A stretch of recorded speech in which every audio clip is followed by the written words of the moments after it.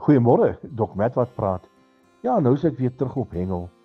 Een van ons goeie vriende wat ook saam met ons is en ons hengel daar in Namibië. Eerste keer wat hy in die see hengel, nog nooit 'n visie in die see gevang nie. En nou is ons almal op die strand en al 8 manne is besig om lyne in die water in te sit en hierdie man hak 'n visie, maar dit is 'n ou klein seebabertjie, seker nie eens 'n halwe kilogram in gewig nie. Maar die opgewondenheid oor hierdie seebaber wat hy gevang het, hy dans in jubel van blydskap. 'n Rukkie daarna, toe vang hy 'n mooi kabeljou, toe dans hy eers. Toe is hy eers opgewonde en hy klap hande en hy spring en hy jubel en hy juig en hy skree uitbundig, ek het hom. Nou ja, toe ek hierdie spul so sit en kyk, toe besef ek, ons behoort so te voel oor die koninkryk van Jesus. Nie lank nie, dan gaan hy sy bruid kom haal en ons moet opgewonde raak.